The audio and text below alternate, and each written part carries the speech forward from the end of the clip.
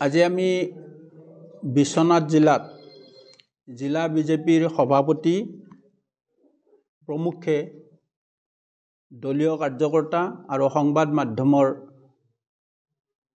আমাৰ বিষয়ববীয়া আৰু কাৰ্যকৰ্তাৰ সৈতে আমি বহিলোঁ আৰু আমাৰ উপলব্ধি হৈছে অহা সময়ছোৱাত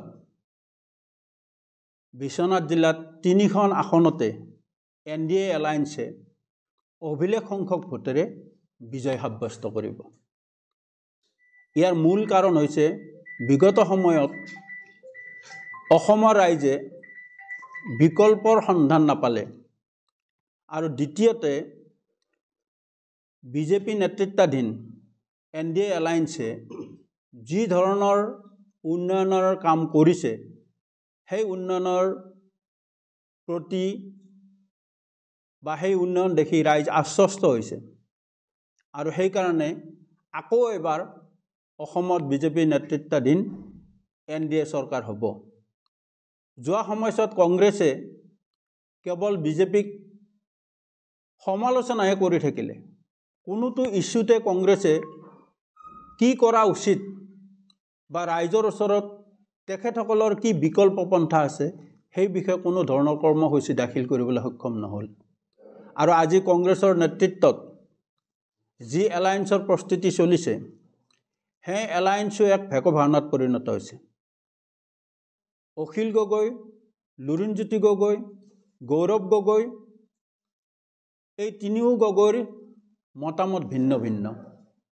গতিকে তেওঁলোকে এক লক্ষ্যহীন আৰু দিশাহীন এলায়েন্সৰ ফালে আগবাঢ়িছে, যিটো বাস্তৱত হয়তো সম্ভৱ নহ'বগৈ আৰু সেইকাৰণে আমি আশাবাদী যে এইবাৰ অসমত আমি যি লক্ষ্য নিৰ্ধাৰণ কৰি লৈছোঁ 103খন আসনৰ, ঠিক 103খন নাপালেও আমি 100খন আসনৰ ওচৰে পাজৰে এইবাৰ বিজেপি নেতৃত্বাধীন NDA এলায়েন্সে আসন লাভ কৰি পুনৰ অসমত চৰকাৰ।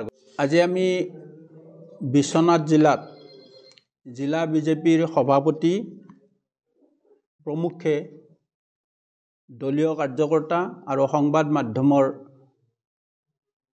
আমাৰ বিষয়ববীয়া আৰু কাৰ্যকৰ্তাৰ সৈতে আমি বহিলোঁ আৰু আমাৰ উপলব্ধি হৈছে অহা সময়ছোৱাত বিশ্বনাথ জিলাত 3খন আসনতে NDA এলায়েন্সে অভিলেখ সংখ্যক ভোটেৰে বিজয় সাব্যস্ত কৰিব। ইয়াৰ মূল কাৰণ হৈছে বিগত সময়ত অসমৰ ৰাইজে বিকল্পৰ সন্ধান নাপালে আৰু দ্বিতীয়তে বিজেপি নেতৃত্বাধীন NDA এলায়েন্সে যি ধৰণৰ উন্নয়নৰ কাম কৰিছে সেই উন্নয়নৰ প্ৰতি বা সেই উন্নয়ন দেখি ৰাইজ আশ্বস্ত হৈছে আৰু সেইকাৰণে আকৌ এবাৰ অসমত বিজেপি নেতৃত্বাধীন NDA চৰকাৰ হ'ব। যোৱা সময়ছোৱাত কংগ্ৰেছে কেৱল বিজেপিক সমালোচনাহে কৰি থাকিলে। কোনোটো ইস্যুতে কংগ্ৰেছে কি কৰা উচিত বা ৰাইজৰ ওচৰত তেখেতসকলৰ কি বিকল্প পন্থা আছে সেই বিষয়ে কোনো ধৰণৰ কৰ্মসূচী দাখিল কৰিবলৈ সক্ষম নহ'ল। আৰু আজি কংগ্ৰেছৰ নেতৃত্বত যি এলায়েন্সৰ প্ৰস্তুতি চলিছে সেই এলায়েন্সো এক ভেকো ভাওনাত পৰিণত হৈছে। অখিল গগৈ, লুৰিণজ্যোতি গগৈ, গৌৰৱ গগৈ এই তিনিও গগৈৰ মতামত ভিন্ন ভিন্ন।